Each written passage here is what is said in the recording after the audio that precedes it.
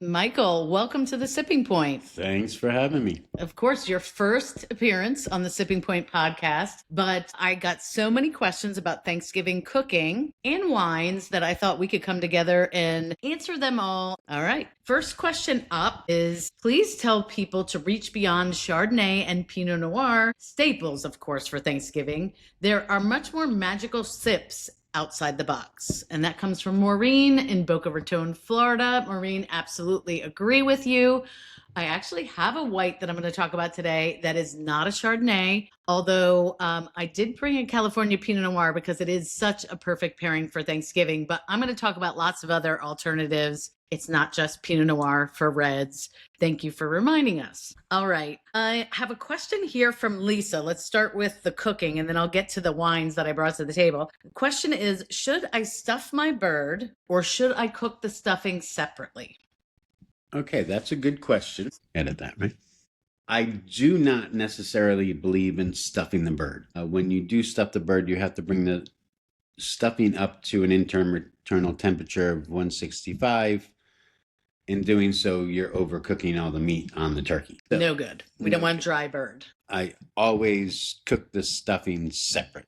Okay. If you're a diehard, you can stuff the neck cavity, just not the full belly cavity, so it does not overcook the rest of the meat. Okay, so you cook the stuffing separately, but it's a little more complicated for us because everyone likes a different kind of stuffing in this house. I grew up having oyster stuffing, and you more are into... It's Italian sausage apple stuffing. Yep. And then for a while there, it was just a plain stuffing for the kids. For the kids. We've kind of gotten rid of the plain. But Michael has a great recipe and idea that we've been using for years called stuffing muffins, where you cook your stuffing in muffin tins. And I'm going to give everybody the link to your base stuffing recipe. Then they can decide if they want oysters or stuffing or whatever extra elements they want to put in. But you're either cooking in a casserole dish, it sounds like, or the muffin tin, depending on how you want to go. Yes. Okay. And what do you put in the bird if you're not putting stuffing? Should you do anything? You can stuff it with herbs, oranges, apples, anything that will give off steam will help cook the inside of the bird and keep it moist. Okay. And that's what we want. Yes. No dry bird this year. No dry bird. Perfect. Not that you ever did. But Jerry Browning asked, along with wine to drink, I'd love to also be able to cook with the wine. I love chicken with cooked wine. Would this also work with turkey? So how would you use wine in the course of cooking a Thanksgiving dinner? So I'm a big fan of finishing with wine, not so much cooking with wine. Right. I believe that the winemakers have tried to make a beautiful glass of wine. Why mess with all the work they've already put into it? Right. So when you're making your gravy, you can finish your gravy with a wine at the end to give it that flavor, but don't boil it so much that you're losing all the complexity of the wine. And if you are cooking with wine, I know you and I agree on this. You better be cooking with something you'd be willing to drink as well. Yes. Don't go for the Franzia box if you're not going to drink that. Well, some people like and some people like that, Franzia. and there's nothing wrong with that. But it should be a wine you're willing to drink. Now, that being said, if you're having a really special Pinot Noir from Willamette Valley, Oregon that you got on a trip, you probably don't want to cook with that, but you could have another Pinot Noir that's a little less expensive that you still enjoy and cook with it. Yes. Okay. And the whole idea of, freezing wine in ice cube trays, what do you think of that? It's not a thing? Well, we never have leftover wine in our house. That is true. That is. So guess you could if you wanted. But again, I think once you add it, put it in the freezer, you start to lose that flavor that the winemaker was trying to. Okay. So don't be freezing cubes of wine. I don't believe in it. Forget about it. All right, Jerry. She also said she loves the idea of pears poached in wine. Is that great? She's thinking maybe a side, a garnish, or dessert. What options do you see for doing that? Pears and wine. A classic dessert, port poached pears. Yep. Served with some creme fraiche. And that's a dessert. Ice cream. That's a dessert. You can poach savory pears in wine. That works. I'm not sure. Well, in our house, you're not a big fan of cooked fruit, so we tend to steer away from cooking fruit. Yeah. I like fresh fruit. I have recently done a salad with pears and walnuts or pecans and duck confit, and I'm using Asian pears for that, and I do it like a julienne cut and use it more as a garnish on top of the salad. It gives it a nice sweetness, crispness, and it just works. And is there a particular kind of pear that you should use if you're going to do this? Any old pear? If you're cooking pears, Bosc pears tend to hold their shape the best. If you're doing them raw, it's whatever pear you like. You can use, as I said, I used just recently the Asian pear, which right now they're fantastic. Okay. Nice, crisp, sweet, but not overly sweet, not overly powering. And you can poach in white or red wine. Port as well. You mentioned that's a fortified wine, but you could do in a red or white wine. Yes. Okay. And you can add spices to the poaching liquid. You can add citrus to the poaching liquid. It's all kind of whatever you're looking for it to go with. Okay. All right, Jerry. So we want to hear more about her poached pears when she does them. And she also wanted to know, I serve different wines with different courses for the holiday? And I will say, Jerry, that I always have a sparkling wine to start. If you've been tuning into the Fizz Gap, you know we like our bubblies here in the Forster family. So I'll probably have a Spanish cava, maybe Gruet sparkling wine, which is one of my favorites, just as a starter. And then for the meal, I always have a white and a red, just because people have different preferences. And this year, what I'm recommending as the white to have at the dinner table is a dry Riesling. It's from the Finger Lakes in upstate New York from Dr. Frank. Dr. Constantine Frank was one of the winemakers on the East Coast to start planting and using a family of grapes called vinifera, which are the grapes that we know of the great wines of the world. So Chardonnay, Riesling, Pinot Noir, those are vinifera grapes. The other grapes that they used to be grown on the East Coast are the local ones,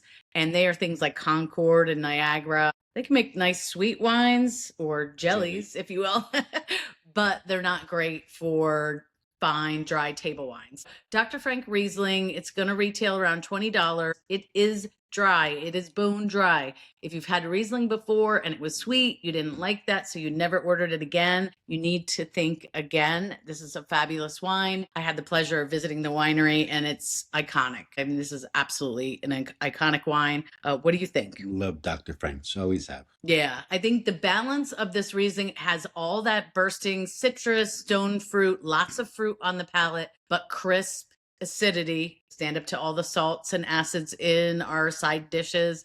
And then also just that nice finish, dry finish that it's kind of cleansing your palate in between bites of Thanksgiving. I'm going to take a quick sip. It's just a key. And alcohol, it's about 12% alcohol here. So that's a nice, medium weight, not overpowering for your meal.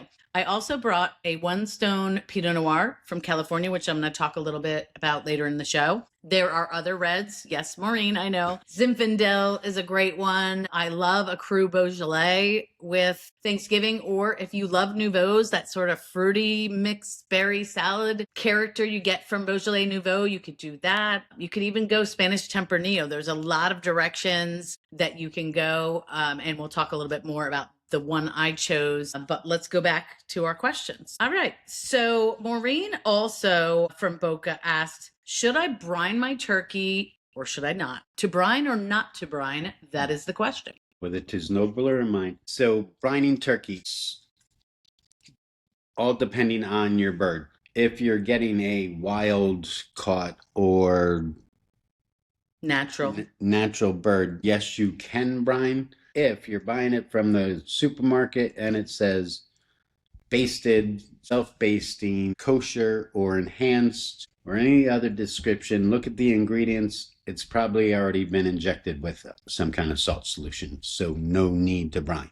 Wow. So if you want to avoid that salt injection, you got to do a natural fresh turkey. Yes. And are they better tasting or texture because they haven't had that done? A wild turkey, if you get a true wild turkey, no, it's gamier. It's not your typical Thanksgiving turkey. Gotcha. We all grew up with butterball turkeys. Right. They're all brined now. Everything has some kind of salt solution in it.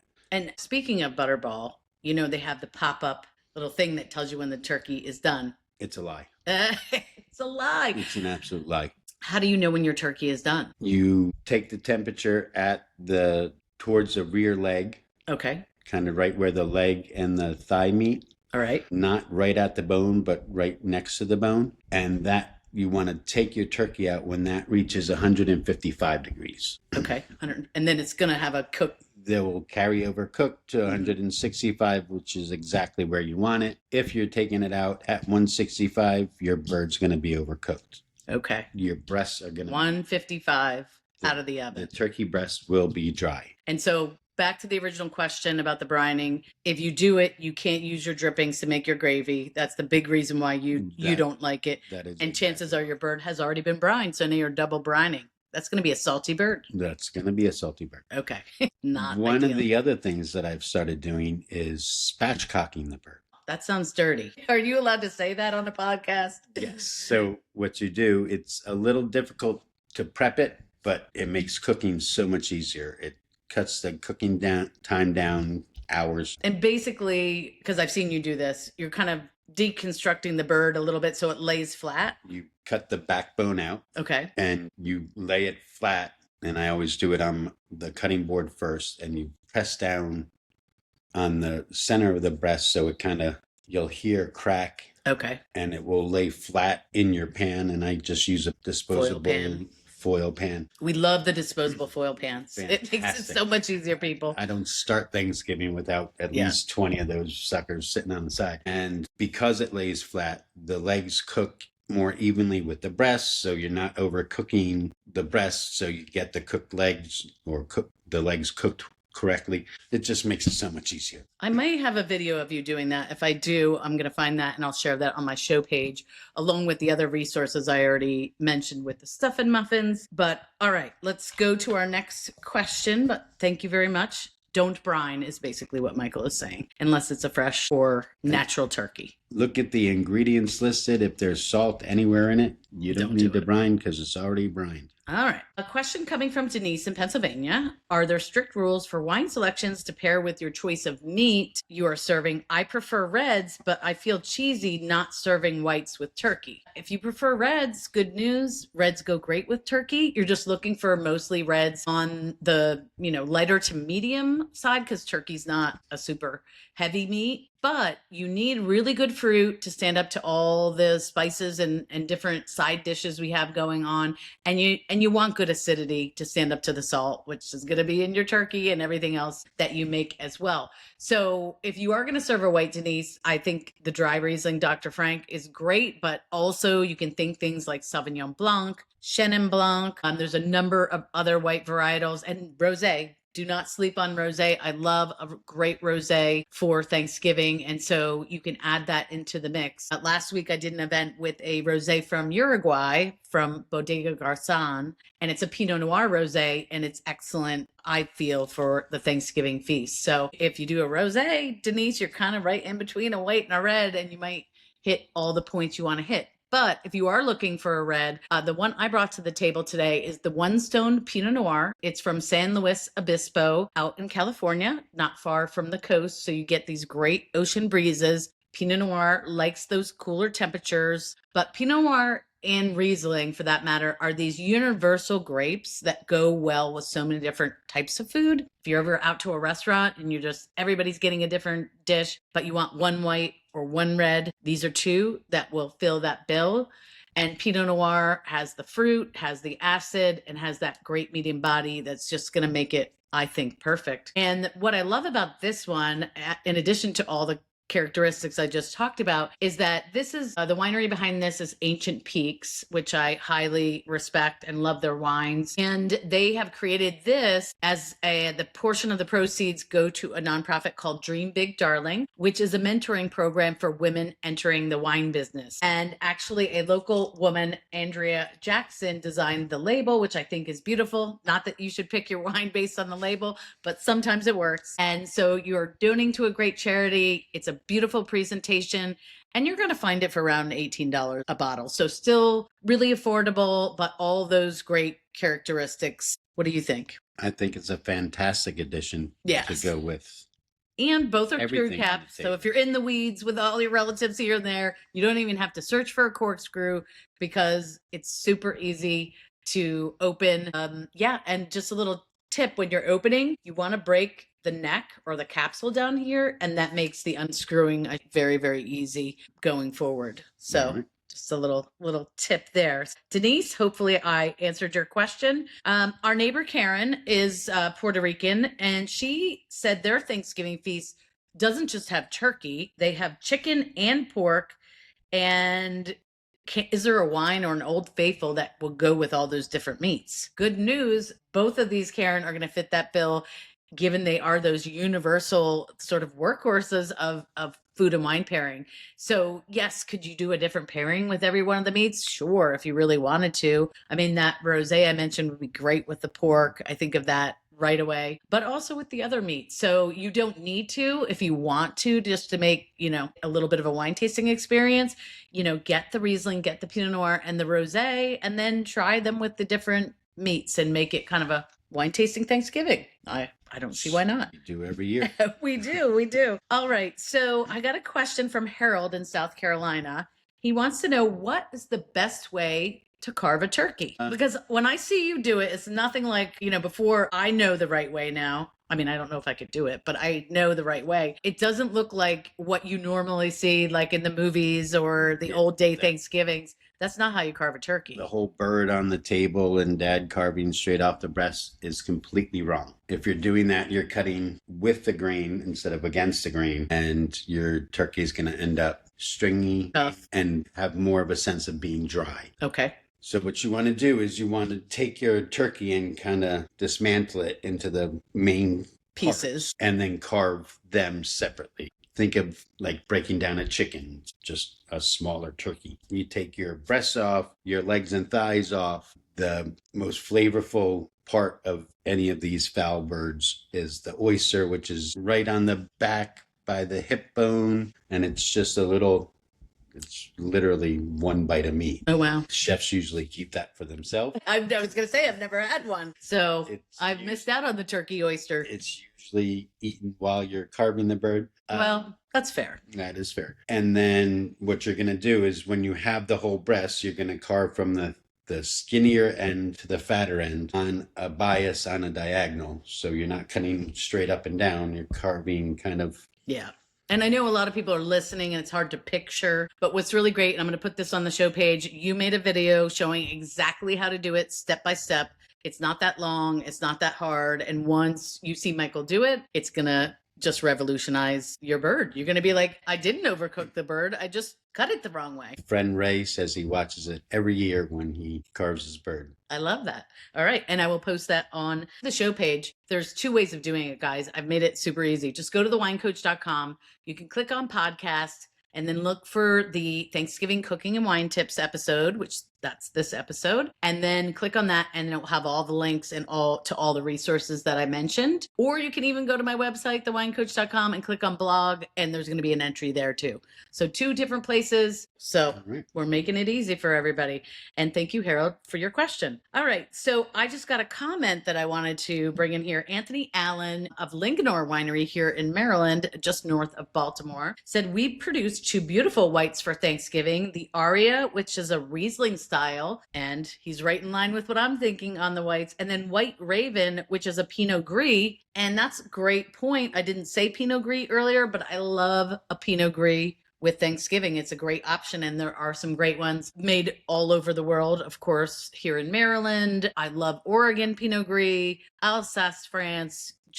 They just have the right characteristics that I mentioned of that fruit and acid balance to stand up to our Thanksgiving feast. Now, Pinot Gris is also Pinot Grigio. It is the same exact grape. It's just in Italy, they call it Pinot Grigio. And in other places, we call it Pinot Gris. Now, stylistically, it's going to be different, right? Because the Italian style is different than the Oregon style, than the French style. So, try the different ones, see what you like. But yes, there are various grape names that are different names in different countries, but they're the same. Yeah.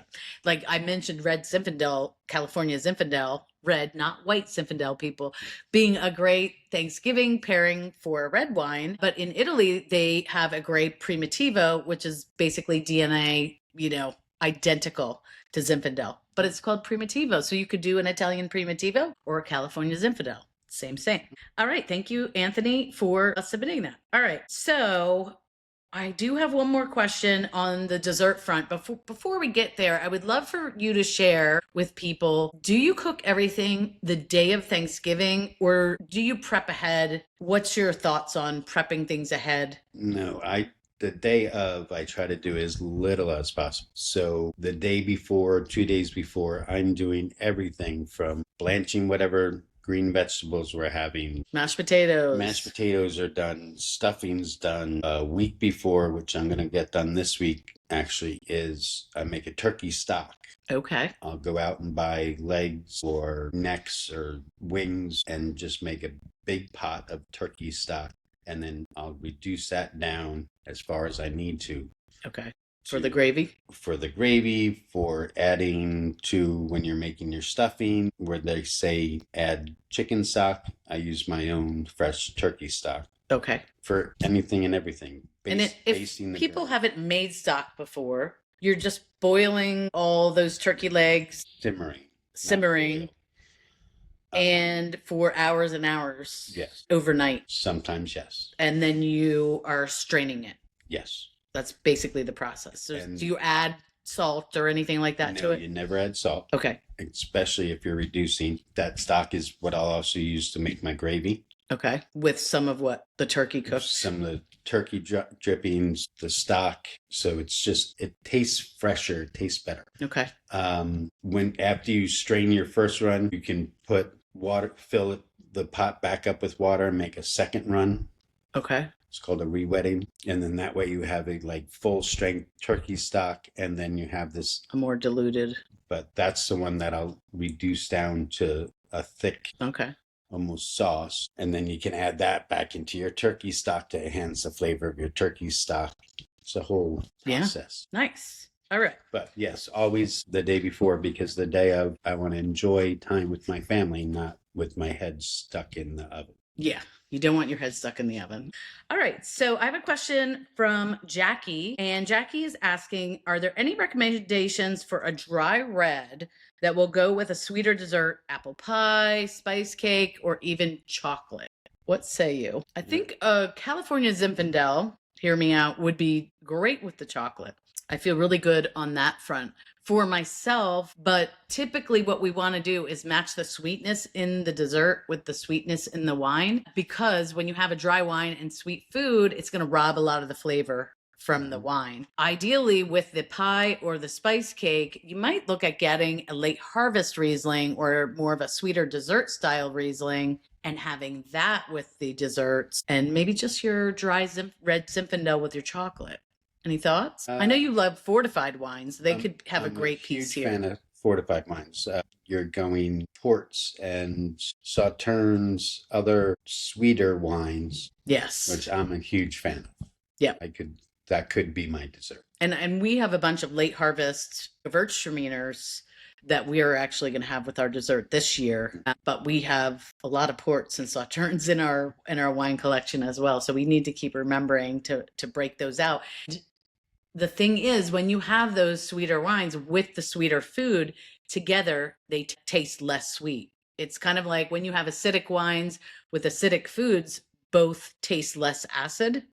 And it doesn't seem intuitive, but that's what it is. So with a port, you may be like, oh, that's really sweet, but have a bite of that really dense, intense chocolate, go back to the port. Now it's a drier, almost like your dry red wine that you're looking for. So Jackie, there's a couple of ideas for you for your dessert course. And pumpkin pie, I love with like a tawny port or a sauterne. And I know that's a favorite with a lot of people at our Thanksgiving. Now, you could also go like those big jammy reds. Yep.